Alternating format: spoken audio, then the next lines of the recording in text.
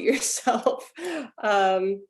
We might as well jump in because we already have 27 people and it's 7:05. I'm impressed at the turnout. My name is Megan Wolf, for anybody who hasn't yet met me. I've been coordinating the alumni network for the Beyond Plastics class. And that network is basically in the business of jumping in onto various initiatives. Because we have a nationwide presence and everybody has taken Judith Enk's course, we have an unusual position of being able to understand and communicate on the issues, and also find what other people are doing who are energized about it, and try to find different kinds of inroads onto various anti-plastics issues. Synthetic turf is an obvious one for a lot of reasons. An obvious one, though, that many of us hadn't really heard about before. So we had a informational meeting with Kathy Michaels. And tonight is our night to learn more about the overall landscape of the problem, who's working on it, what is out there that's going on, and to think about how we can plug in. There are a lot of people on the call tonight who may not actually be with the Beyond Plastics Alumni Network, and that is fine. It's welcome, everybody. I think this is a big enough issue that it is just great to have a large network of people from all over the place. So the more the merrier. Kathy, did you want to say anything as we get started? There, I'm unmuted. Oh, you are all feedback. You may need to switch to your actual computer. Yeah, that's right. Well, am I okay now, or? Yeah, now you are. Yeah. Okay, I don't know what that was. Yes, because I'm only on one platform at the moment. But at any rate, yeah, thank you, everybody. I wouldn't say too much tonight, but there are lots of resources that we're starting to make available for those of you who are just learning about the issue. And tonight is basically for networking and to start to connect up people who already know something about the issue. And if you don't know about the issue, we can get you up to speed. So I won't say anything more. I think Megan will tell us how we're going to organize this tonight to really get the most networking out of it. Excellent. Well, let me just share my screen. I sent out an agenda earlier today, but not everybody might have gotten it because I sent it out to the people who had specifically RSVP'd. So this is what we're going to basically be doing. I want to know who's in the room. We want to know who's here. There's already 32 of us. So I think it's just a question of going around real quick and saying your name and where you are located, and if you're part of the alumni network or you're coming in from somewhere else, and also stick it up in the chat. And after that, we have a number of people who are effectively experts in working on this already, who have their feet wet and have been doing all kinds of stuff. And we're going to hear from them one by one briefly about what they've been doing to combat the issue and how to understand, where are the foot soldiers and where are the battles. After that, we'll try to think through what we can do as a network, how we can be most effective and efficient with our manpower or woman power or people power, whatever, and our voices. And just doing some brainstorming. Because we are nationwide and we have a lot of people from very different walks of life, I'm expecting that there are going to be some interesting connections, people who may know legal scholars or representatives. You never know who knows who might be in industry or in an attorney general's office, or who is where in a way that might just be useful or effective. Advertising people who are good at social media, all kinds of things. So we're going to see if we can find a way to figure out what our strengths are and how to combine them. So that said, we'll stop sharing. And it is difficult to go around on a Zoom call when you have so many people and everybody is in a different square on a different screen. So I'm just going to go right down the line and call on people. I know not everybody's going to love that, but I'm just going to go straight down on my participants list and start with Fran Porter. Fran, can you unmute and just say who you are? I see you. Hi. My name is Fran Porter. I live in Altamont, New York, town of Guilderland, and I am an alum of Judith's class. And one of the interesting things I wanted to bring up is that in the Guilderland School District, Synturf received an approval from the board a couple of weeks ago and will be included in our school bond issue to be voted for on October 7th. Mm. So we're very, some of us in the neighborhood are very late coming to the game, but we're and really, I'm not sure what we can do at this point, but at least we're willing to speak out and share some information to educate our school board. Okay, good. Glad you're at the table. Philip Livingston. Hi, Phil Livingston, retired physician, New York City, South Carolina, also Bluffton. I'm not an expert, but I am an alumnus of the course. Thanks. Okay, being an alum kind of makes you an expert, but it's all good. Agnes Zellen.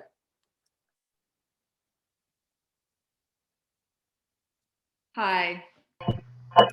Sorry, I am eating my dinner, which is why I had myself muted and my camera off. So I put in the chat, I'm Agnes Zellen. I live in the town of Bethlehem. I'm a member of Bethlehem Tomorrow. And our board, which has, you know, which we helped to get elected and had faith in the fact that they were going to make good environmental decisions. And anybody knows that Bethlehem has had a Green Ribbon Award to its district for several years now for a lot of environmental initiatives. And yet they voted to include synthetic renovation of $5.65 million in our budget. That's going to go to vote in a few weeks. And it's not going to be a separate vote, which we had organized for the last time this was requested, and it got voted down. And this time it's going to be in the full budget and not as a separate item.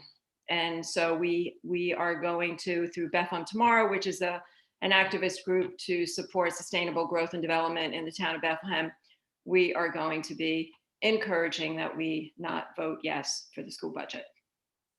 Okay, thanks for being here. Amanda Farber. Amanda? I do not see. Amanda said she might not be able to put her audio on. She's dealing with a family in the background. So, but she's one of our. Okay. This Kathy Michael, she's one of the groups, a group in Montgomery County, and just to give a plug for her, a lot of the videos that you all will see, and a lot of the disposal investigative reporting that's being done is due to Amanda. So she's actually an amazing resource, and I'm hoping we can hear from her later if she's not able to speak now. Okay, fantastic. Bailey Condry, I know you can't stay long. Let's hear from you. Yeah, I'm a founding member of the Safe Healthy Playing Fields Coalition. I played on synthetic turf as a soccer player for many years and understand what it does to your body because it's really unkind. You can also actively smell the toxins that are off-gassing from the turf when you're playing in 90-degree weather. So I also helped the plastics industry the last time they got in trouble. The trouble they're in now is real. The trouble they got in before were bans on their product, their packaging products. And so there was a coalition that was formed that helped them get out of that trouble. Part of the solution was to launch plastics curbside recycling nationwide back in the early 90s. So I was there for all of that. And the toxic nature of the packaging products was an issue then, and they covered it up. And now we're 30 years later, and it's kind of blown up in our faces and the industry's face as well. And they need to be held closely accountable for it, which is where extended producer responsibility comes into play. So that's all I'll say for now. Okay, you do raise a lot of questions there when you say they're in trouble again. And I know that you've introduced yourself as somebody who's worked with the industry and has somewhat of an insider's perspective. So I am curious about what that in trouble again means. I mean, does that mean that what we're doing is effective at this point? Are they on the run, or what's going on? They'll never be on the run because the depth of their pockets is so deep, and they have many politicians who've been purchased for decades.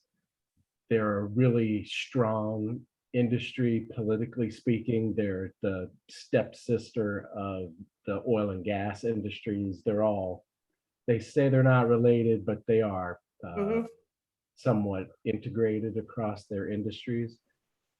And with the rise of synthetic turf, it has allowed them to make plans to build ethylene crackers. Pretty sure it's the Ohio River in West Virginia, Pennsylvania, where these ethylene crackers are slated. And with the consistent use of plastic packaging, which much of it is ethylene based, and this addiction to synthetic turf, they don't see any reason to stop what they're doing. So they're gonna use the old tactics, which is gonna be public relations, advertising. They'll hire all the usual green coat people to throw smoke at other people. I'm sure they'll throw smoke at me, but that hasn't happened yet. And that's my 1/22 summary. Bailey, what does SHPF stand for again? I'm sorry. Safe Healthy Playing Fields Coalition, which Diana Conway is in that as well. So is Kathy. There are a number of people in that coalition. Yeah. Thank you. You're welcome. So I will be reaching out to you later because I have many more questions, but we do need to hear from as many people as we can and try to use our time here. Barbara R., you've been blinking in and out again, and now you're in. Let's hear from you if you are here. Barbara? Just unmute. I was having trouble getting in and out. Barbara Ruskin, I am in Watertown and started off with a Rethink Plastics group that worked to get rid of single-use plastic bags. We were in a group that tried, that tried to fight turf on the football field and lost, and we're now trying to get the town council to review its decision to put plastic turf on a field that BB&N is building in Watertown. BB&N is a private school based in Cambridge. Elodia can tell you more. Okay. Are you a contact of Eileen Ryans? Yes. Excellent. She said that she had reached out to some of her people. So welcome. I'm glad you're here. Bruce's PC. Bruce?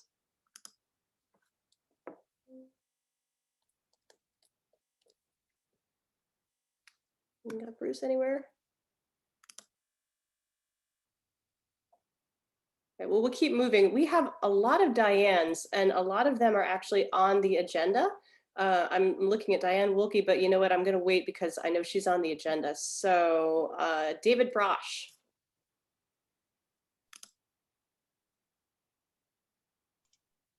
Yeah, good evening.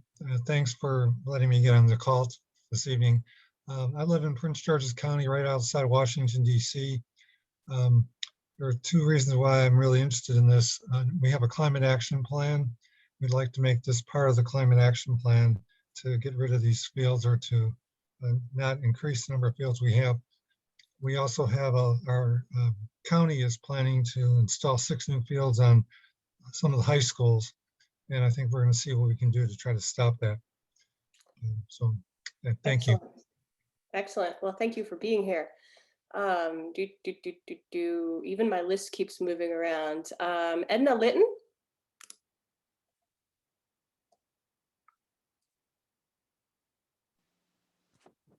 Okay, I'm Edna Litton from Altamont, New York. I'm an alumnus of this class, and I'm an alumni campus reporter, and we are facing this crisis. Just found out. Edna, don't wave your hand in front of the microphone, please. Oh, sorry. Okay. We just found out a couple of weeks ago that our school district was planning a bond issue that would include 1.5 million or perhaps more for a synthetic turf field at the high school. And first, we hoped that we might be able to get them to separate it out from the rest of the bond issue, but they can't. And I have never, ever, ever voted against school funding, but I want to get this bond issue to fail, and I don't know how to do it. Okay. Sounds like we need information fast for a lot of people. I'm impressed actually at how insidious and how quickly that so many of you have immediate things going on in your towns. So that's a very useful data point. Elodia Thomas. Thank you, Megan. I've been at this issue since 2010 in my community, Watertown, Massachusetts. I readily admit I was a neophyte when it started up with the fundraising campaign. Bruce Colton is my husband, who you asked to speak earlier. I'm not sure he's very savvy with that computer issue, but we defeated artificial turf in a certain area of our town in 2000. Let's see, that campaign started in 2013. We defeated roughly in 2017 because the community knew how bad it was, and yet we are being infiltrated in our town by now private entities, which are coming in. A private school has just bought a big piece of property. A big piece of property for us. We're 4 square miles of roughly 5 acres that they want to lay in artificial turf. They are a private school. They are basically snobbing us because they can do whatever they want to do. It's a whole huge issue. I cannot say enough how much everybody needs to engage every entity they can around this issue. It's the toxic issues. My family is from the Netherlands. We know that the Netherlands have toxic waste dumps right now for the scrap because it cannot be recycled. You can't do anything with it, so it goes to poor communities or it gets dumped somewhere where nobody will recognize it. Denmark is the only country that is trying to figure how to recycle parts of it. We need some kind of how can I say this? We need a newsletter that addresses this issue in a global way, is very detailed in terms of the different issues of the toxic turf. I've put together a thing for my community, which I'm absolutely happy to share with anybody. Rip anything off from me that you can. I have gone to many organizations and put their information on my information list. But this is critical. And in Watertown, as I was trying to say, we are 4 square miles. We're in Massachusetts. We've seen the heat. We see the rainfall. We are not dealing with a lot of other issues in the country in terms of, hurricanes and fire and all that. But we are always a kind of a depressed community in terms of we have always been a dumping zone for a lot of other industries. And the people the people that are thoughtful, caring, and say, let's think about the future, are fighting like hell to stop this shit. And it is so hard to deal with our political process here because they all suck up and they go, oh, we got to deal with the athletes, which in my small community is a very small percentage. And my attitude is, okay, so your kids want to drink, drug, have sex, and you wouldn't care about birth control, getting an Uber ride home if they overdrink, all these things. It's total bullshit. I'm sorry. I just got back from vacation. I didn't want to come into this meeting because I'm so done with the crap. And I apologize for my rant, but I am really furious about what is going on. And anybody who wants to call me when I'm a little bit more normal, I put my number on the chat session. I put my email. I am calmer normally, but I'm not calm right now. And thank you for putting this meeting together, but I'm absolutely furious what's going on in my own town. And thank you, Barbara, for the shout out. Barbara Ruskin is in my town. Let's see, Joan Martin and Leo Martin. Leo Martin, you see them. Leo Martin is my Concom chair in Watertown. Let's see, do I see anybody else from my town here? I'm scanning, trying to see all the people that are here. We are passionate about trying to save our community from this crap. Thank you. Susan Ledoux. That's great. It's Thank you, Susan. Yes. I'll use the word ignited to describe your affect right now. And you got the quorum from Watertown here, so that's a chapter. Yeah. So that's good. Let's see, Ernesta, you're here on your iPad. Another Watertown person.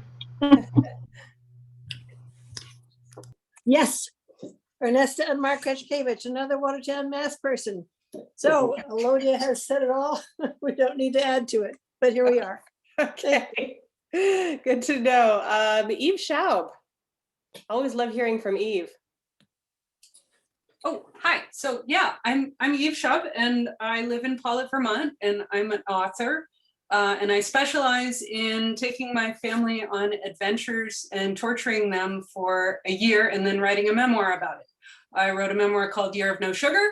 I wrote a memoir called Year of No Clutter.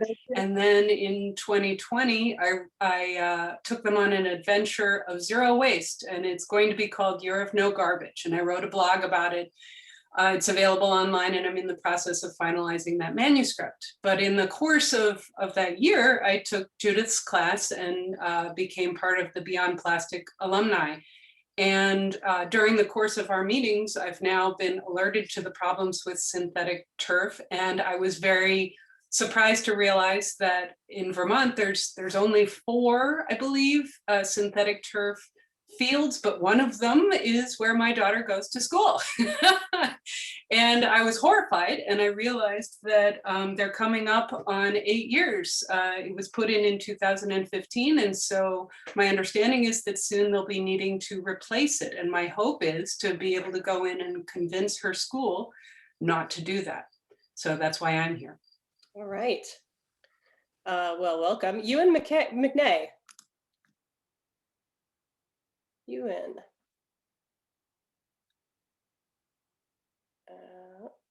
Not around for now. How about Gina G?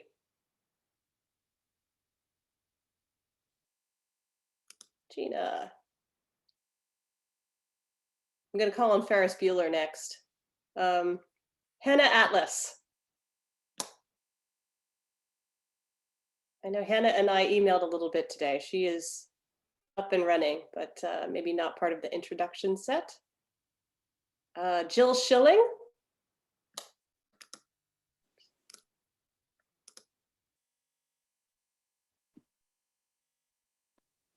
Can you hear me? Yes. Okay. Hi, I'm Jill. I'm actually in the St. Louis, Missouri area, otherwise known as Monsanto land. And what that means is everybody worships Monsanto here. They are philanthropists. And so it's kind of hard to get allies in Monsanto land. But yeah, and interestingly, the history of synthetic turf is that Monsanto, now Bayer Monsanto or just Bayer, Monsanto is the creator of the original synthetic turf called chemgrass, which is more appropriate for what it really is. But I got involved in 2015 when the school district here, Rockwood School District, it's a very large school district in the St. Louis area. It's actually St. Louis County, but it's not part of the city.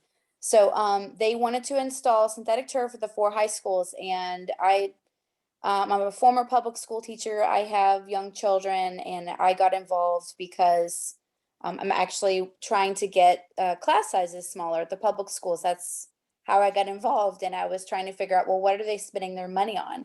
Oh, millions of dollars for something called synthetic turf. I knew nothing about it.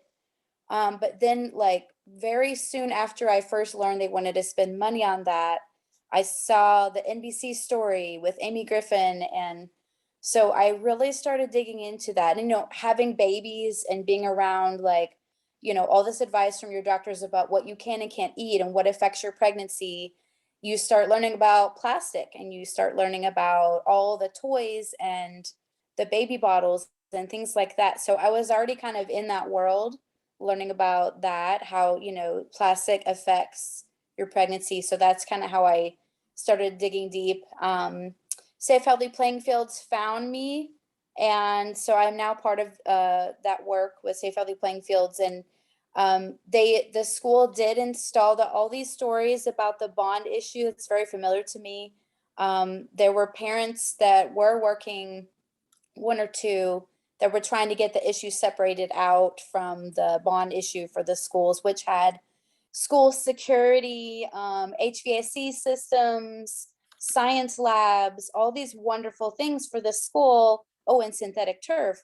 So of course it passed. And, you know, this was, I forget what school shooting that it happened right after, but it was like, okay, everyone wants to vote for this bond. So I lost that battle. I worked really hard to try to convince them to not install it, but it actually became a PR opportunity for them because they are using a different infill called Corconet, which is put out by a company called Greenplay. So I started just collecting data after it was installed, and I still do that today. I take temperatures of the fields. My husband and I do that. And we also, one year we were able to rent a FLIR thermal camera from Home Depot for $50. Wow. And we got some FLIR images one year. But it's mainly like, I mainly take data. I help educate other moms in private Facebook groups and my own friends about the fields and the playgrounds. And I've kind of taken on the heat issue, gathering data about synthetic turf temperatures, surface temperatures across the country, along with lists of athletes who have gotten heat stroke or have died of heat stroke on synthetic turf. And right now, in my not so spare time, I'm trying to get a new contact at the Corey Stringer Institute, who makes all of the guidelines for high school sports. And currently I'll just kind of sum it up. The guidelines are not good enough. And they recommend an outdated tool. So I'm trying to find a new contact there who cares about what they can learn from a gentleman named Dr. John Abraham, who's a thermal scientist. So that's kind of my latest project, is trying to get that going, to try to get the standards changed for these cutoffs for when the synthetic turf is too hot, get off of it. So that's kind of what I've been doing since 2015. Wow, you're a data powerhouse. We need you. That's fantastic. Thanks. Yeah, I just kind of make a lot of lists of things, but I kind of stopped for a while, but I talked to a mom whose son nearly died of heat stroke. And she told me, she said, if you do nothing else, just keep going with the data, because when somebody gets hurt, to have that data and to show the school knew about it, and you know how many times you contacted the school board and the coaches and athletic trainers and all these people that I've written emails to, sometimes talk to down on the ground on the fields. But she told me, like, just keep taking that data, because you never know who's going to need it. Because yeah, it's kind of like, you know, I'm taking time away from my family or things that I need to do to go out and do that. But it's important, and it's shocking. It's still shocking. Yesterday, the synthetic turf here was 140 degrees. So it's crazy. It's just crazy. So, and of course the playgrounds too, you know, we're less on the playgrounds now, but it still does affect my family. I have very young kids, and we like to go to the playgrounds. We have refused a few play dates or birthday parties or asked things to be moved. It's pretty awkward. It invades our lives in a lot of ways. I could talk so much about that, but yeah, it's very personal to me. I'll just sum it up that it's very personal because yeah, my family is definitely affected by the playgrounds and also the fields, you know, because they're starting to get into sports. They're getting old enough to participate in sports. Right. Wow. Okay, I see Julia Bonheim. Julia, do you want to introduce yourself? Hello, I'm Julia. And Eva just finished your book, A Year of No Sugar. I can't wait to read your next one. It's great. I am a plastic-free advocate from Portland, Oregon, and I'm also a Beyond Plastics alumni. And I'm also the Rise Above Plastics policy campaign coordinator in Portland. And that's kind of a recent thing. And so I'm really interested in if this can be an issue that we can focus on here, and at the very least, have it be one of our event, monthly event shares to everybody, to all of our members and people interested. And I'm hoping that can drum up the desire to create a campaign that we focus on. So yeah, I didn't know about this problem until I heard about it on an alumni meeting and was shocked and moved and interested. And all of your work is really interesting to me. And I'm especially wanting to be part of creating more messaging around the problem so that captures people's attention and makes it a more widespread. We just need to captivate people a little bit more and change the message that's out there.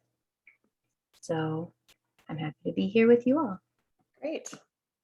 I'm eyeballing the time and the number of people who are happily still joining this meeting. And I'm thinking actually we're not going to be able to get through all these introductions, which is really a problem because this is a deep bench and it's important to know who's on your bench and where they are. But I also want to make absolutely sure that we get to hear from the people who are officially working in the sector who we put on the agenda.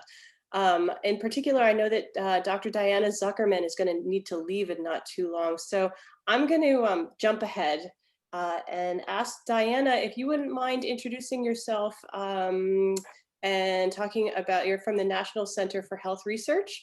What is your point into all of this? Yes, thanks. I'm so sorry. I didn't realize this meeting was going till 8:30. Do you have my slides? I do. Let me bring out your slide deck here. Okay, and slideshow, play from start. So just tell me when to forward things. Oh, you're muted. There you go. Can you hear me? Can you hear me now? Yep. I'm still Diana Zuckerman, president of the National Center for Health Research, and we're a nonprofit think tank in Washington, D.C. And I've been working on this issue for quite a few years, and I came to it not because of my interest in plastics, which is pretty strong and pretty depressed about what's going on with plastics, but actually came to this because of the endocrine disrupting chemicals in artificial turf and also on playground materials that are used for the rubber surfaces of many children's playgrounds. Next slide, please. Last slide. No, please skip one. Sure. So the National Center, as I said, nonprofit research center, we're staffed by scientists and medical professionals and public health experts. So we're not environmental experts per se, but we look at the health effects of environmental exposures. So we conduct and we explain research that can be used to improve the health and safety of adults and children. So we're scrutinizing other people's research and sometimes we're doing our own research, and we don't accept funding from companies whose products we evaluate. Next, please. And so we came to this issue because we had learned that endocrine disrupting chemicals can cause a long variety of bad health outcomes. And these are chemicals that imitate hormones and disrupt our hormone systems. That's what that means. And we have data, that's published data from other researchers from around the world showing that exposure to these chemicals can cause attention deficits. It can cause early puberty because these hormones can act like estrogen, for example, and cause young girls to start puberty at the ages of 7 and 8 and 9. It can exacerbate obesity because, again, these chemicals are related to estrogen, and estrogen is related to obesity. It can exacerbate asthma, and it can eventually cause they can eventually cause cancer. Next slide, please. So I've spoken at meetings, town hall meetings, and other community forums, as well as state legislatures and the Consumer Product Safety Commission, which is a national group, and the NIH actually, and the EPA. So I've spoken about this issue, and I'm not going to go into the details of what I usually say. I'm just going to show you some signs that we have here in the local Washington, D.C. area. This is not a secret. Here's a sign showing don't eat the infill mix on the artificial turf because it'd be harmful to your health. Next slide, please. This one is a notice that the fields can get very hard and can cause various injuries, and particularly brain injuries. Next slide, please. And here's, I think, my last slide. This is another one. This is a little longer and you don't have to read the whole thing, but basically it says it can get really hot on a hot day.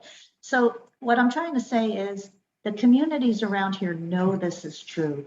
They're putting up these warning signs, and yet these fields are going in everywhere. Just exactly what I've heard from everybody who's spoken so far, how frightening and shocking it can be when this is going into your neighborhood and nobody seems to think that they should worry about it. So in addition to all the environmental issues, which obviously are very serious, there's these health issues even in the short term. And I'm glad to answer any questions, but I guess I would just say that, you know, I can be a resource to you. We have articles on our website. I guess if we went back to my first slide, you have our website address there, which is centerforresearch.org. We also have a separate one on cancer called stopcancerfund.org. And you know, everything we do is free, and we provide this information for free and help people for free. Thank you. Okay. I do have a question, actually. I also work in a think tank setting, and one of the things that we think about in our think tank setting is our action arm. You know, what are we doing to try to impact policy and affect the in real life effect of what we're looking at? What do you feel is your organization's action arm? Are you distributing information, or are you getting involved in legislation? Like, how can we help you move the needle, or are you helping us move the needle?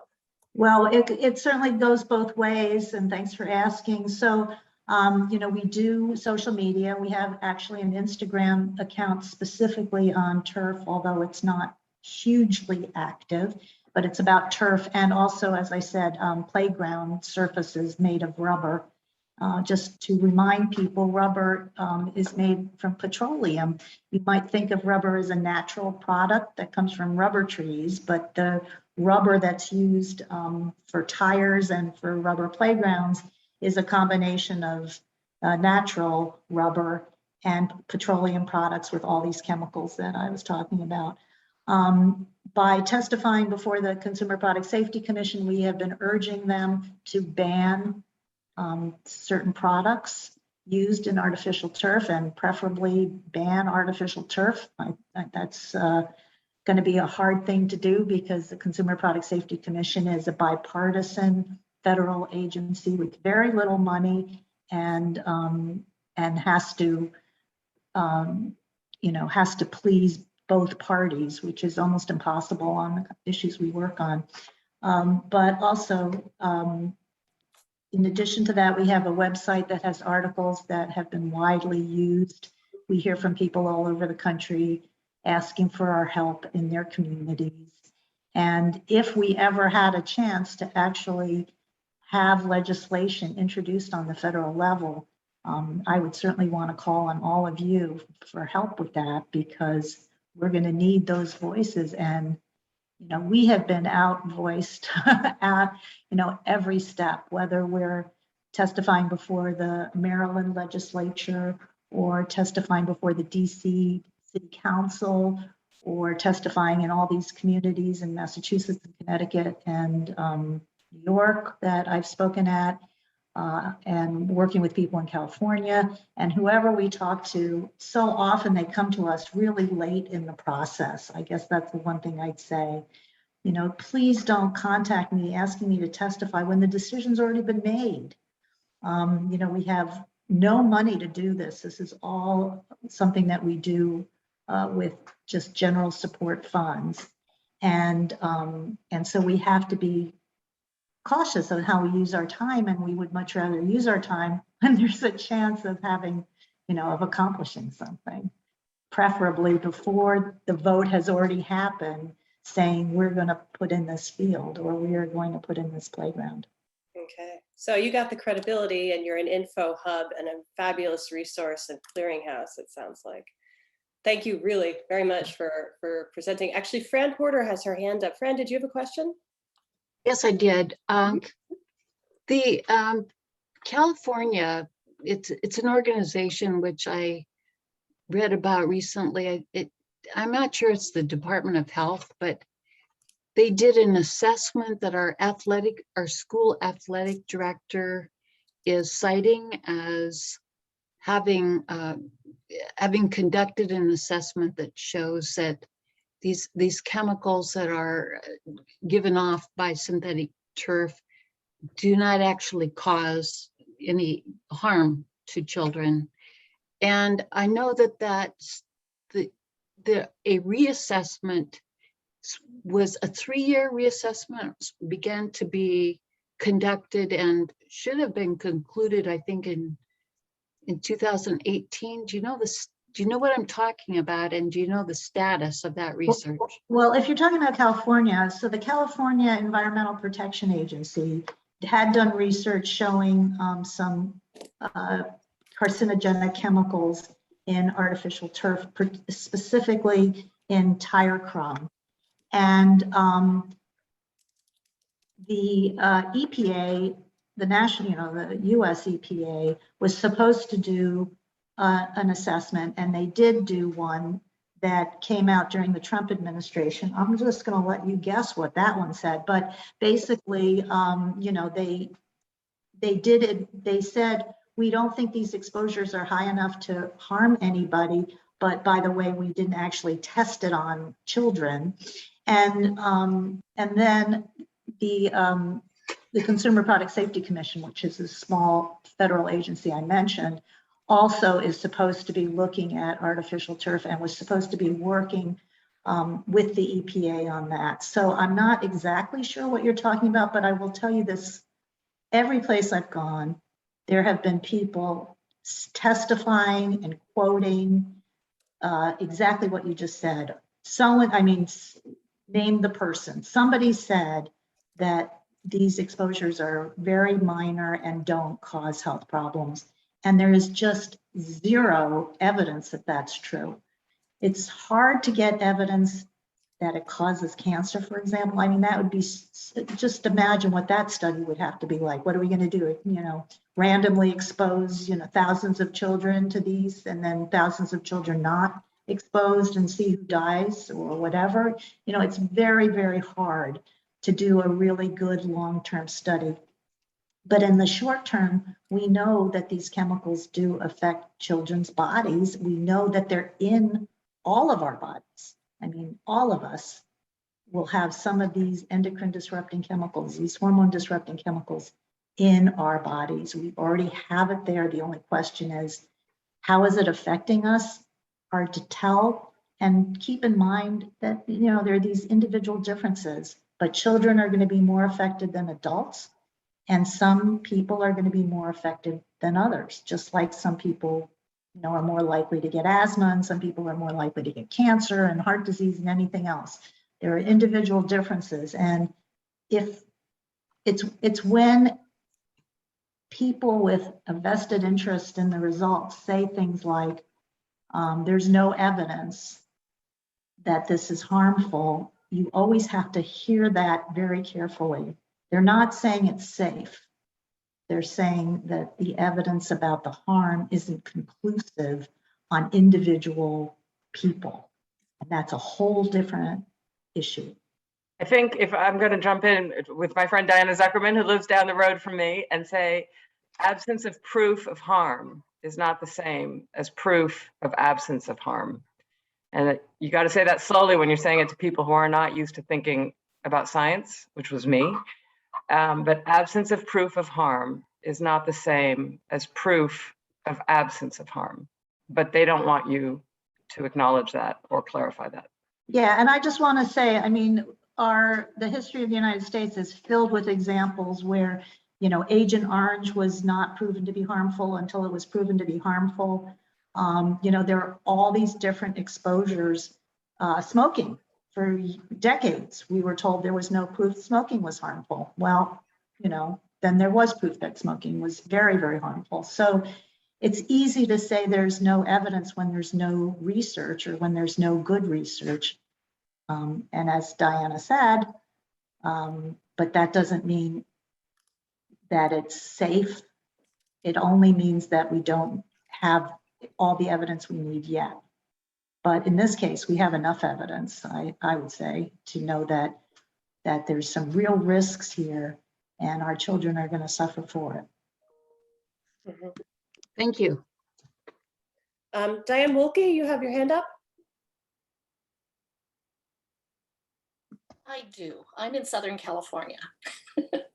And I, in fact, know what's more or less what's going on with the OEHA study that was referenced. It is not finalized. I do have a copy. I'm digging for the link for the meeting report from May of 2019, where they do list I believe it's 329 chemicals that they've found. But the actual finalized report is not out. So that's what's going on with that. I'm a retired nurse midwife and public health nurse. I've been working on this issue for the last couple of years now. I kind of forced my way in the door by writing a letter to Diana Conway and South Healthy Plainfields, trying to garner their support with trying to block synthetic turf in our community, which so far has been successful. I was able to get Sierra Club to write a position paper for Southern California. And at present, I have developed I did a survey of all of the fields in San Diego County. We currently have in excess of 13.75 million square feet of plastic. That's exclusive of commercial buildings and residences. It's also exclusive of the pour in place playground mats. It's obviously exclusive of the water parks that are proliferating across the country that also have these items. Currently, I've been working on public comments for the California Department of Toxic Substance Control, which is looking to regulate PFAS as a class. They are also taking on zinc, as well as 6-PPD and other chemicals of concern in used tire crumb. And we have public comments closing this Friday evening for both the 6-PPD and chemicals of concern in used motor vehicle tires. Also in their work plan for 2021 to 2013 or 2023 will be PFAS and synthetic turf. We got it on their radar screen last year when we asked to be included in their regulations. It's now regulations on PFAS and carpets. So that's my 2 cents. Your 2 cents is actually profoundly valuable. You are on the agenda. So I want to make sure that you have your full say. It sounds like you've actually successfully blocked some Synturf. And are you networked with an organization, or are you kind of I'm actually with Safe Healthy Playing Fields. Okay. I'm also a consultant for Clean Earth for Kids. Mm-hmm. And I'm going to be dashing off shortly because I have to get to a decarbonization meeting for San Diego County, where I'm working this angle also from their climate action plan. All right. We have a couple hands up, questions for you. I see Wendy Penner and Stephanie Boyd. Wendy? I'll probably let you kick it over to Stephanie because she's kind of our fearless leader in leading our opposition here in Williamstown, Massachusetts. But I'll just say that one question that I had that maybe Stephanie could build on is that, you know, we are not dealing with the crumb rubber infill in our project that we've been actively working to oppose, and that our school committee just voted 5-2 to advance and to put out to bid. And we are, so I was really impressed with the Research Institute's resources on the web, and just wanted to ask the person there if she had any like testimony or anything that specifically dealt with the grass carpet, because I think a lot of times people, you know, I think separating that out from the infill for us, you know, would be helpful because we have managed to have the crumb rubber removed from the project. And Stephanie, I don't know if you want to add anything before. I can answer that when you're ready. Yeah, you Please. can go ahead.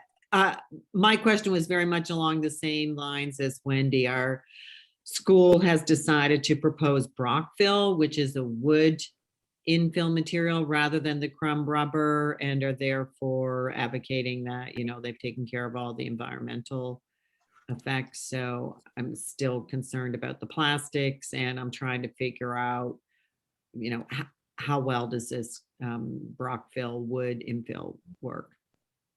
Yeah, let me just say that we do have information on our website that's specific to the grass carpet, but also, you know, this is always going to be a moving target. This is whack-a-mole, you know, that you get one bad product and then it gets a bad name and the company says, well, we really think that tire crumb is perfectly safe, but people are concerned, so we're going to have Corconut or something else. And, you know, it just goes from one thing to the other.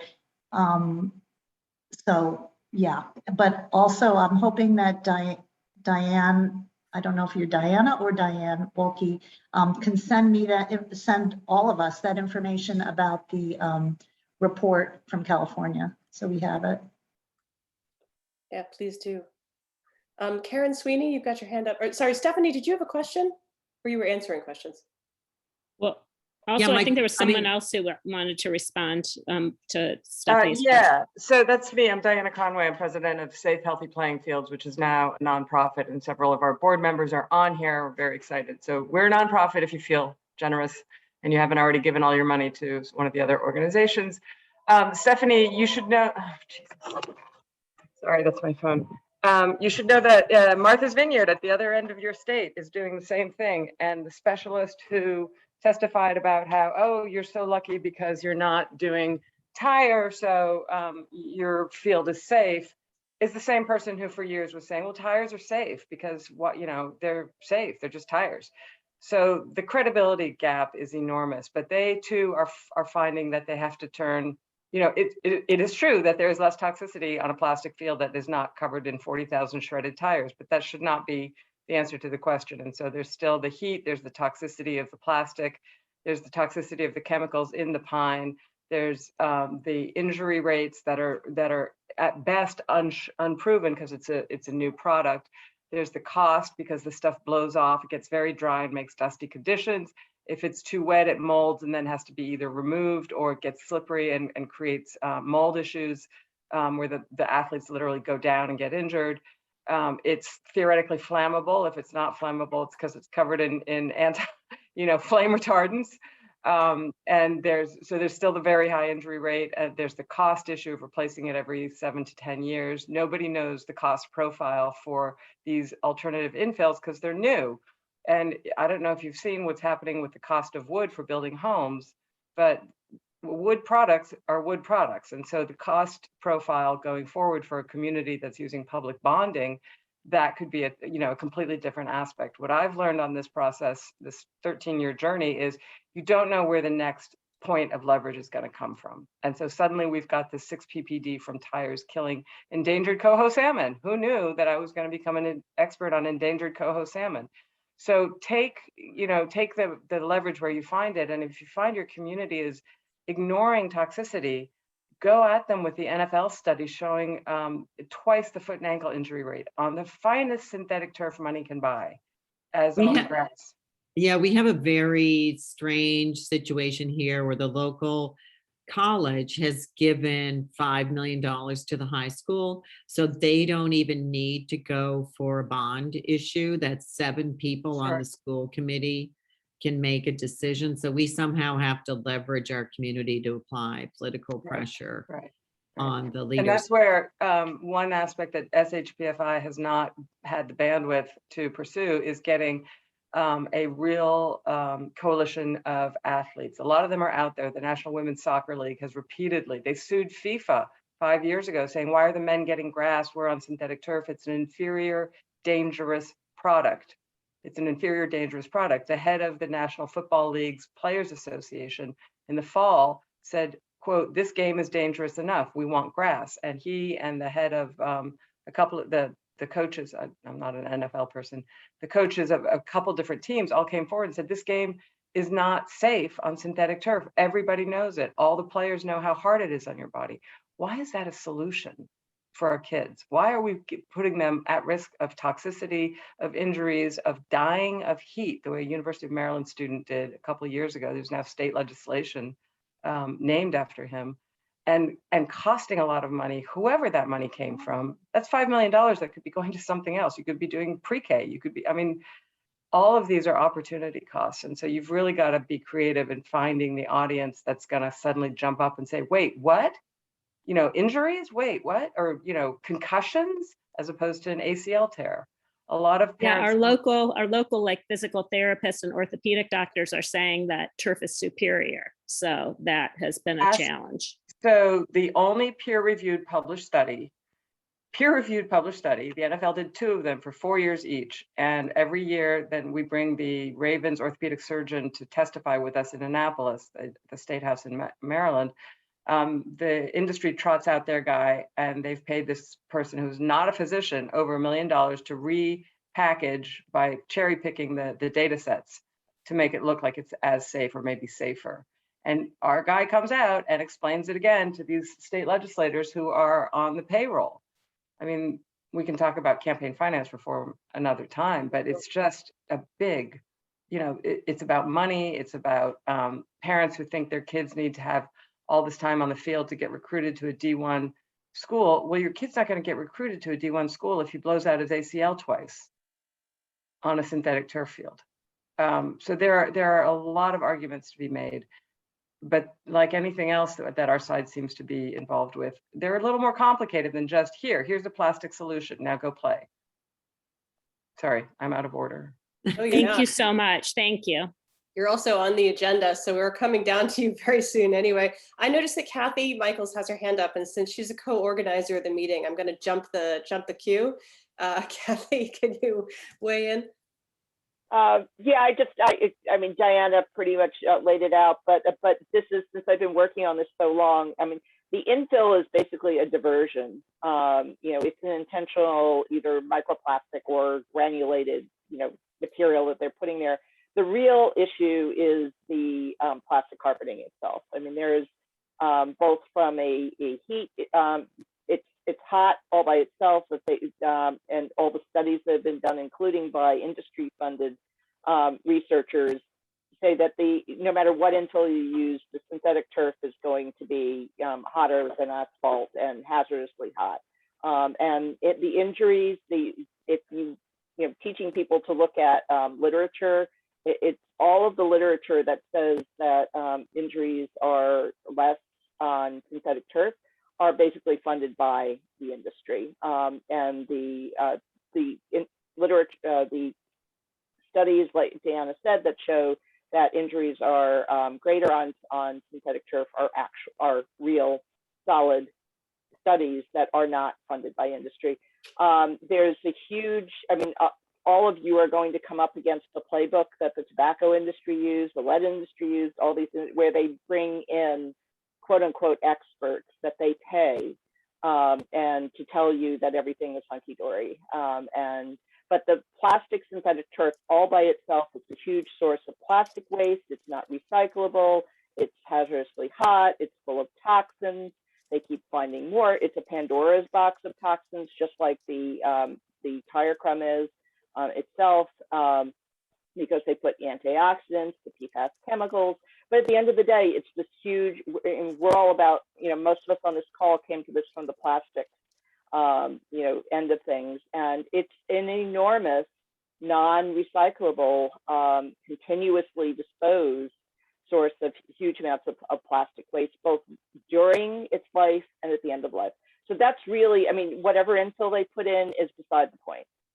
But they're going to try to divert you with that, going, oh, we're putting an alternative infill in, so don't worry about it. No, the carpet itself is the problem. And it's also, from a climate standpoint, it's taking the place of oxygenating grass and filtering soil. And, right there, it's a double whammy that almost any other plastic that you issue that you can think of does not have. So synthetic turf has kind of this double whammy when you're talking about both the waste issues and the climate issues. Sorry for that. Not at all. Judith Enck actually was commenting to me just today that we need to rename the argument and just start calling this plastic grass. It's not turf. It's not turf. Let's get that word out and call it plastic grass, which I think as a Beyond Plastics network, I think I'm going to start using that in my headlining and maybe it'll catch on. I just noticed that, I'm sorry, Diana Conway actually cannot stay for the full meeting, which I didn't realize. So I'm going to bump her up to right now. Elodia, I see you. Karen, I see you. Jill, I see you. I'm sorry, I'm not calling on you right now, but I do want to make sure that Diana has her full say before she needs to leave. I am so sorry. I didn't realize this was going to go so long. That's my fault. Kathy tried to tell me and I've got other things going on. So I'm Diana Conway. I'm in Potomac, Maryland. I'm a retired attorney who became an accidental, dangerously partial scientist because I fell into this by accident. Kathy dragged me in and I thought, well, I understand how the council works. I'll go talk to them and we'll fix this at our local county council level and that'll be that. And 13 years later, the only progress we've made is the school system has agreed, or the county has agreed not to put in tire infill anymore. Some of the municipalities within the county have agreed to not put in tire infill anymore, but they're still putting in synthetic turf. We've had state bills and we've run into all the objections that have been covered tonight. It's not that hot. The toxicity isn't bioavailable or it's not as bad as they say. The heat, you just have to be sensible, just use your good sense. The injury rates are, mischaracterized and actually it's safer on synthetic turf than on a dirt field that has rocks in it. Well, okay, so you've got rocks in your head. That's not safe either. And then the final one is disposal, saying, well, we reuse, we reduce, we recycle. Going back to the folks in Williamstown, in Martha's Vineyard, one of the people representing the biggest synthetic turf carpet manufacturer, the actual plastic grass that we're talking about, manufacturer, Tencate, T-E-N-C-A-T-E. He's on video in a hearing before the Martha's Vineyard Commission saying, being asked point blank, so all these fields, all these years in the US, whenever they come out, 5 years, 20 years, whatever, how many of them have ever been recycled? And this guy from industry says, quote, the answer is none. So that's in the video, one of the videos I put in the chat earlier. I can repost it. 3 years prior, his company was named in the Synthetic Turf Council's big glossy brochure, that's the trade industry, on reduce, reuse, recycle, repurpose. And they are called out by name, effusively thanked for all their help putting together this guide that's going to help people get their product, more acceptable to their cranky community environmentalists. And every single item in the synthetic turf package of components has recyclable and also checked for commercially available or commercially viable or something, like it's happening. And so this company 3 years ago was by name thanked for helping put together a guide for the entire industry that is their BS market, saying everything's being recycled. And then 3 years later is in front of the Martha's Vineyard Commission saying the answer is none. That's what you're dealing with. It's like Trump. I mean, there is no shame that, you catch them on one side and they run around to the other. Amanda Farber, who's on here, is part of our coalition, literally was on the phone with this alleged company in Malaysia that's going to recycle turf fields into plastic posts for your garden. And the guy said, she said, well, give us the address. We've got somebody on the ground who'd love to come and, cover this amazing technology you've developed. He said, well, I can't give you the address. I don't know how to say it in English. Are you I mean, that's the best they can do. That's what you're dealing with. So the idea that you're just going to be able to go in there and prove it with science, it's not enough. You've got to find the boosters where one parent is like, yeah, you know, I have seen those NFL interviews because, you know, they watch ESPN or something. And ESPN is not a political machine, right? They're out there talking to the players, and the players are saying that field was really hot. Those ACL tears are terrible. You've got to figure out the marketing for the arguments you're making. It's not the value of your arguments, it's the marketing, it's the connections. And that's why this forum is so valuable, because it lets us, you know, Diana Zuckerman is an amazing, if you look at her bio, I mean, she's done everything in Washington except be president, as far as I can tell. So these resources, we're all here together. We just don't have the paid structural staff that the Synthetic Turf Corporation has, but we've got the expertise and we've got the resources. It's so heartening to me to see all these voices from around the country.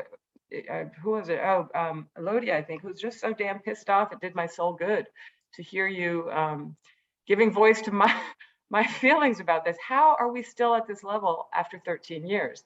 The upside is we are making progress. We did get the Consumer Product Safety Commission to meet with us for hours and talk about how this is actually probably an inefficient, you know, an inaccurate characterization.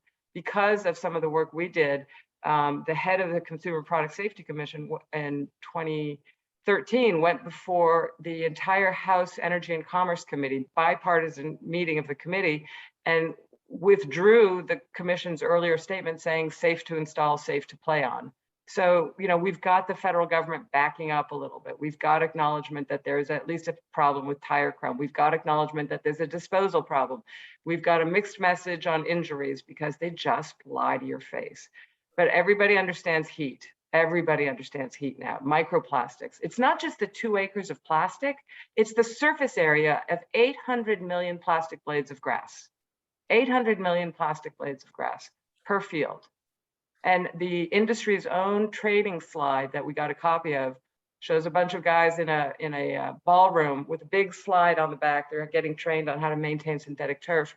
And it's got a graphic of a field and it shows arrows going off in all directions. And it says, expected loss rate 1 to 5 tons per field per year. That's expected loss rate of infill. So if it's tires, that's terrible. But if it's not tires, it's still terrible. It's a lot of volume, but also, is your school thinking about how they're going to replace that? Is your school thinking about where it's going downstream that's going to put them in violation of some wetlands or some, you know, conservation area that's always downhill, right? Those are aspects that we didn't see coming. And so I guess my message from Safe Healthy is we're always looking for board members. If you want to talk to us about possibly coming on the board, we're trying to branch out. If you don't want to be a full board member, we're looking for, you know, chapter activists, right, so we can claim broader reach and we can do exchanges like this. We are also looking for networks with the grass side of the world. So we're not only saying this is a problem, but we have to come back with what Sheldon put in the post earlier, Sheldon Fishman's another board member, that grass can work if to do it right, but you can't just roll out sod and walk away, which is what most jurisdictions do. If you put in a synthetic turf field, you have to meet their maintenance and installation requirements. That's why it's so expensive. If you put in a sod field, it's whatever your athletic director and your school principal can afford that week. So it's not a fair comparison. We're putting together a turf grass advisory panel with the Turf Grass Producers International, with the National Turf Grass Evaluation Project, and with a woman who represents the Washington Turfgrass Seed Commission. Of course, they are very concerned because their seed isn't being bought if everybody's putting in plastic. So we've got these 3 subject matter experts, and we're going to try to start a real resource that doesn't just, that gives the answer, so that we're pointing out the problem, heat, toxicity, cost, injury, disposal, and then we're saying, and there's an answer. So now what's your excuse? That's probably more than enough for me. I'd be very happy to take questions. I have a couple of points I need to just get to procedurally. So we still have hands up from the last rounds of questions. And I wanted to ask Kathy Michaels, are there people, I know that the agenda was sort of a moving target, even as late as midday today. Are there people who you would ask to speak specifically who are on the call here who have not yet spoken? Kathy's gone. Okay. Well, in that case, we're going to do two things. First, we'll take a couple of questions, and then we need to move on to brass tacks, which is, what are we going to do about it as a group? There are a bunch of ways to try to answer that question, and we're not going to be able to get too far into it in 15 minutes. But I have a few ideas, and we'll float a few ideas and see what we can do next without us all being here until midnight, which it certainly is clear that we could be, and to productive end. I want to take some questions, and I'm no longer sure which hands pertain to which speaker. But I know that Karen Sweeney's hand has been up forever. So go ahead, Karen. Thanks, Megan. This is incredible. Before this last group of the alumni, I had no idea about this stuff. But in Santa Fe, New Mexico, which is the high desert drought area, the use of water is the big issue. And I wonder, how your experts respond to that. I mean, putting in turf fields now is huge. It would be a huge water issue.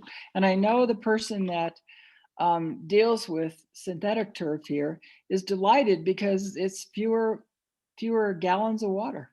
I can answer that directly, which is that the turf grass industry, the true turf grass industry, is very aware of the problem, and they've been working for many years. I mean, like most industries that are being honest, they've seen climate change coming for a while. So they've been working to come up with lower water requirements. Another option is what's called xeriscape, I think, which is, you use rocks. It's not as beautiful for sure. And then the additional argument is, if you're concerned about water and climate change, sealing your ground with plastic that gets to 160 degrees does not seem like a solution. It also makes it impossible for your children or your animals to walk on. It means your birds have no worms to eat because you have literally shrink wrapped your yard. So it doesn't need water unless you want to walk on it, because then you have to water it. And in fact, that's what a lot of synthetic turf sports fields have to do, because those fields get so hot, they have to interrupt play, spray them down, and the kids go back on, and the conditions are different. Now it's suddenly slippery and it's hugely hot and humid. So the idea that it doesn't need water is, at least complex. And then the idea that it's usable no matter what. I mean, are they putting in plastic grass because they don't want to walk on it? I don't think that issue has come up. I mean, do you have a link to the turf grass advisory folks? I literally, we're meeting for the first time on the 29th. I hope to have them all say, yes, we're in, and then we're going to start building resources. Would love to see that, because I'm sure that no water is a huge marketing tool for the school board. Yeah. And also, I wonder if any of you have talked to the National Association of School Boards. I mean, that's sort of an umbrella organization. We have a whole list of unfulfilled aspirational goals, including building a team like the grass team of athletes and coaches, and including building a network of schools that are having success with fields. But we, even with what's happened so far, like at Martha's Vineyard, a couple of very generous people came forward and set up funding for something called the Field Fund there. They have a single public high school that was being targeted by a very large corporation. They thought, if we can get it in Martha's Vineyard, we can get it anywhere, because these people are, the world's environmentalists. So the Field Fund took on the replacement and maintenance of all the other elementary, maybe not all, but like 6 or 7 elementary school grass fields, and said, let us pay for them. We're going to reinstall them. They'll be ready to go in the fall. We're going to pay for maintenance. And they were very successful, and the kids love them, the teachers love them. And in being manipulated by the corporate people that are pushing the synthetic turf field at the high school, the body that regulates the island-wide decisions, Martha's Vineyard Commission, literally fired the Field Fund and said, no, you can't come and do our grass fields anymore. Even though the kids and the students came out and testified and said, we love it, it's great, the fields are wonderful, they perform well, they're nice and cool and soft. It makes them look bad. So again, it's back to this question of, it's not even that we don't have the facts on our side, it's that they don't want to hear it, and they will, they'll do this. So you have to be prepared to go a little bit beyond your reasonable, I'm going back to Elodia, you have to be prepared to go beyond being the reasonable one, because they're lying, they're cheating, they're stealing. We will Let have me a just true add grass one. advisory panel. Let me just add one other fact, that the synthetic turf fields have a warranty requirement that you water the fields. And you have to water them, as Diana said, in terms of cooling it down, but you also have to water it because they have to apply biocides, and you have to water it to dilute the biocides that are applied, because the synthetic turf field harbors germs and that the grass fields absorb. So there's actually if you don't water the synthetic turf field, you're in violation of the warranty. Wow. Wow. Interesting. Also, many of the biocides are not approved for use other than on a hard surface. I know this for a fact because I've spent a lot of time looking them up on the EPA's N list. A lot of them are claiming that they are effective against not only MRSA, but also COVID-19. And I've reported a great number of them to EPA. Wow. Thank So you. we need to jump to next steps, and that's a really nice segue right there. I'm going to share my screen real briefly because Kathy and I did some brainstorming about, well, what are we going to do as a network, and what can we do for next steps? And one thing we thought of about the network is the fields are literally invisible to a lot of people because they're green. You don't realize they're here. I didn't realize that there were 2 in New Paltz. So one of the first things that I know that Jill just mentioned, having done it, is getting a catalog going of where they are. It wasn't just Jill, was it? It was Diane, it was numerous people identifying where the fields are and basically compiling a database of just how prevalent this is. Also find out where the field carpeting and infill are going once they're removed. These are things that need to happen on the local level, that we need boots on the ground. Finding out who in your own town and area is also interested in at work on this issue. This particular meeting is really instructive on that, and seeing how many people are already plugged in and already kind of have some sense of what they need to be doing. My sort of segue is this creation of legal cases. We know that industry is playing fast and loose, or not even remotely at all, with the law on a lot of this, on what biocides and allowable levels of this, that, and the other for children, for coho, for all kinds of things. So a question that keeps coming up is, well, how much of this can we fight in the courts? And if we can fight it in the courts, how are we going to do that? Which courts? Where are the laws powerful? And where can we find legal representation that isn't going to break the bank? And knowing us, the bank isn't very big. So thinking about that, working together to push for legislation and regulation is another big one. So people who have experience in working in legislation, in working in town halls, in writing legislation, that sort of thing, we need you.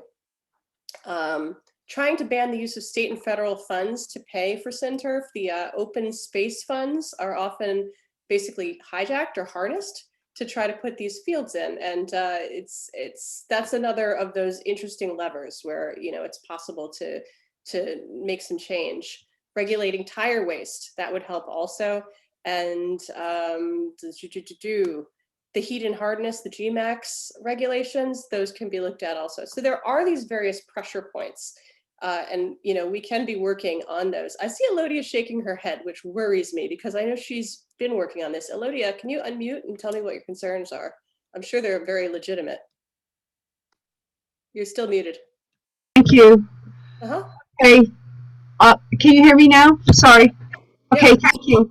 Bottom line, this is pollution for profit. And I cannot say this enough. Bruce and I went to Vietnam. We saw the effects of Agent Orange. We know that Roundup has lost a lawsuit. We know about artificial turf fields. It all starts with Monsanto. Simply, this is pollution for profit. and we have all these athletic coaches. If I could sell artificial turf up the wazoo right now, because it's like they get into the key decision makers in the community. It's usually athletic managers, somebody who's running the recreation department. They sell it as cheap money to get involved. They won't have any maintenance. Our town doesn't maintain these artificial turf fields. They don't have any signs about the chemicals, the heat, or anything else. We have done the things with testing with a heat gun. Our artificial turf field was 160 plus degrees. The asphalt was 130 plus. The grass was not 94 degrees. We banned it. We got stopped in an area in the community. We thought we were done. Now we have a private entity coming in. They come in with artificial turf. It's a backroom deal because they want it, because the coaches all say we need to have this for our kids so they can be competitive. We have 625 kids in our high school. Let's be honest here. We're a community of 35,000 people. And it's all like everybody's going to go to an athletic scholarship and they're all going to go to the NFL. This is bullshit. Parents need to control their kids' health, number one. Number two, residents need to stand up for what is going on in their community of how their tax dollars are being spent. And we should not be constantly capitulating to this crap. And I'm sorry, I have been in this for so many years now. I'm losing my mind. I want to very much thank Diana Conway for the shout out. I would love to meet you. I don't know where you're located. I'm in Massachusetts. I'll come to you wherever you are. Come to me. But folks, it's not about being nice. It's not about being reasonable anymore. This is a huge marketing push that you have to recognize and understand that in the face of climate change, on top of everything else, I don't know where you're living. In Massachusetts, we don't have the fire. We've had enormous heat. We've had enormous rain. Everything is changing. And how can my particular community be talking about, LEED Gold schools and talking about, getting rid of all these other things and going to 100% renewables in terms of electricities, and at the same breath, allow this crap to keep coming into our town? Now, I don't know about your communities, but in Massachusetts, we have something called the Dover Amendment, which came into effect many years ago, which was so that religious institutions and schools could not be discriminated against. We have a private school that came in here, bought a pretty 6-acre piece of property, which is pretty expensive in Watertown, and they shilled my entire town council, I think, if I'm going to give the benefit of the doubt to my town council. And in 2019, it was that they were going to come in and put in green space. Well, in 2020, all of a sudden it revealed it was artificial turf. I called everybody out. And I had somebody in my own town council who's pretty smart and pretty thoughtful said, it's not your definition of open green space, Elodia. And I said, it's not my definition. It's EPA, Boston, Region 1, trees, grass, etc. This stuff is killing everything around it. We need bees. We need pollinators. We need places where people can go. When we put in this artificial turf, it is only connected to sports. It's connected to high school sports and renting out fields for some other sports. It's not part of a community. There are so many issues we have to address here, and I'm sorry if I'm impatient, and I don't mean to be rude to anybody. I will send my information to anybody who sends me their email. My address is Elodia, ELODIA, period, H as the letter, 2 as the number, O-town @gmail.com, and I will send you the research I've been put together. But we can't be polite anymore. We cannot be reasonable anymore. Our planet is in trouble. Our communities are in trouble. Our kids are in trouble. Anybody who has a health issue is in trouble, and we need to fight back. We have PFABs going on. I don't know what. I'm sorry, Elodia, I'm going to jump in here because we're running really low on time, but we're not really going to necessarily be nice about this, but we do need to be very systematic, organized, and effective. And that is going to be about getting ourselves basically charted and figuring out what are the buttons and levers that are going to make a difference in various places. Definitely, we're going to be getting run over and have been getting run over in some. But we know from other major polluters and major corporate malefactors like the tobacco industry, the opioid industry, the lead paint industry, that at a certain point, the pressure turns. So we're going to be looking for those points. Okay, moving forward, since it's already 8:30, here's what I would like to propose to do. If you would like to be in a breakout working group that starts putting together specific strategies, send me an email. I'm trying to save the chat. I'm having a little bit of trouble saving the chat, but I'm in contact with the systems operator from Beyond Plastics. So I should be able to pick up everybody's contact info. But I'm going to drop my email in the chat again, because what we should probably do is create smaller working groups that can think through things a little bit more in depth and connect then again as a larger group. Another thing that I would really like to do, we've been doing for the, we have a group called the Speakers Bureau as the alumni network. And that Speakers Bureau, in order to understand who has expertise where, I put together a survey. So having people actually fill out what their interests are and who their contacts are, what they think they can bring and how they're already functioning will be really useful to mapping our group in and of itself. I'm going to consolidate all of the information that came through the chat and come up with a list of the various resources and organizations that have been presented tonight. I'm going to send that out to everybody whose email I have. So a lot of you already have reached out to me and I have your email. But here I'm jw132@gmail.com. That is me. That's everyone in the waiting room. Did that just come through? No. All right. Let's try that again. Everyone in the meeting. I'm really pleased at the level of passion that we have in this room tonight. This is really impressive. And I am very sorry that we're not able to spend a lot more time on this tonight. Of the people who were on the agenda, does anybody have any closing thoughts, particularly Kathy Michaels? You're out there somewhere. Did you have any closing thoughts before we adjourn? One thing that I think will be interesting. Sorry. Mhm. Oh, go ahead, Megan. Sorry. I forgot. My training, my professional training is the history of public health and medicine. And one thing that we often look at is, well, what didn't work before? Why wasn't it working? So I'm very interested as a relative newcomer to know where the thwarting has happened. And like what battles have been won and what battles have been lost. And I'll be interested in consolidating that information. Kathy, what were you gonna say? Yeah, so what we're doing tonight is exactly what we need to do. It just, following up on what you just said, Megan, getting information out there has not been working. and in part, it's because of what we're up against. We're up against, a juggernaut. We're up against deep pockets of, an industry. And I mean, I'm old enough to know when smoking was allowed and done all over the place, and actually was involved in that effort. I mean, think of how long it took, in spite of all the evidence that's how bad smoking was for health. How long it took first to get banned, just in indoors, and then all of the other restrictions. So, and this industry and other industries, lead is something else that I worked on, and think of how long that took in spite of all the evidence. The industry will push back, maximally, and the only way I think we're going to make progress is by doing what we're doing now. We have to pull together. We have to.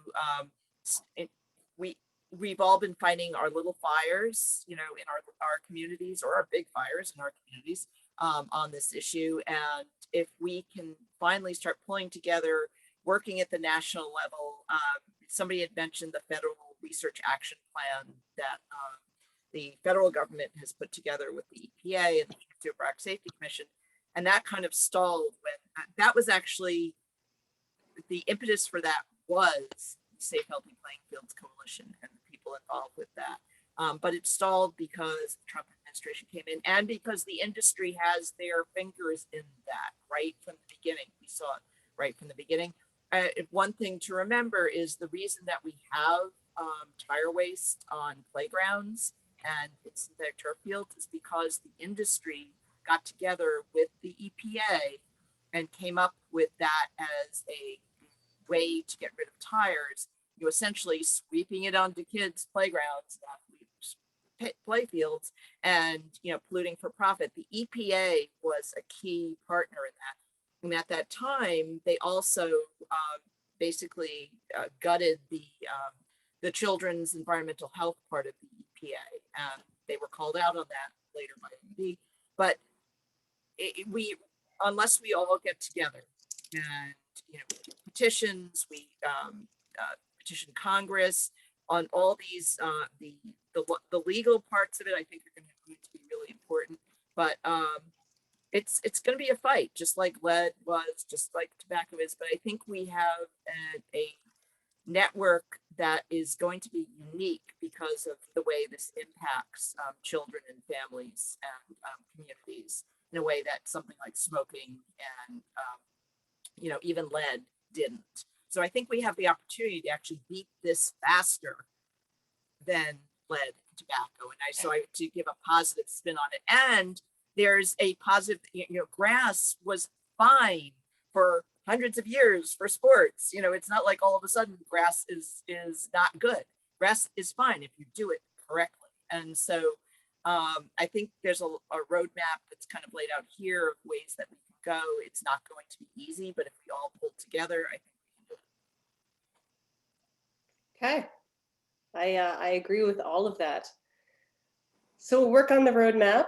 I do want to say that the tobacco companies were sued hundreds of times without ever losing a suit until all of a sudden they started losing big. And it was a question for their opponents of working out the arguments and also finding the right arena to make them. And that didn't just happen in the courts, it also happened in public opinion, happened all over the place, and it had to happen simultaneously. So we're going to find a lot of ways to strike hard simultaneously and in a coordinated way. So Kathy and I will put together another meeting as a follow-up to this, but in the meantime, please reach out to me and I will be reaching out to you to try to coordinate kind of more concretely who is in what corner and how we can make it all happen. So thank you very much, everybody who was here tonight. And I look forward to seeing you at the next session. Thank you especially to our presenters.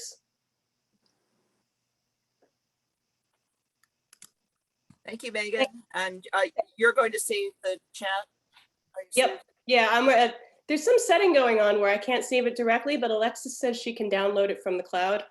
And I've been taking great. Yeah, because I noticed that too. Zoom changed that. Yeah, I don't know. It doesn't happen on my work Zoom settings, but it's happening on the Beyond Plastics ones. So something's going on there. But I have So do we want to tell everyone we will schedule another meeting? Yeah, why don't you and I talk and figure out, we'll do a download after this and figure out when we can pull it back together and come back with something that's concrete for the group to work on, really get our kind of teeth around. Because I love the connecting, but there's also so much to be said for just like, all right, troops, here we go. So. Right. Yeah, no, it requires action. So thank you so much. I mean, this issue and everybody is impacted by it, which actually is everyone, particularly because of the plastic and chemical pollution, the microplastics, which is kind of a new aspect of this that people didn't understand until relatively recently. I think having Beyond Plastics and Megan having your amazing organizational ability, I think it's going to really help turn the tide. I hope so. I hope so. Well, we'll put on our closest thinking here. All right. Good night, everybody.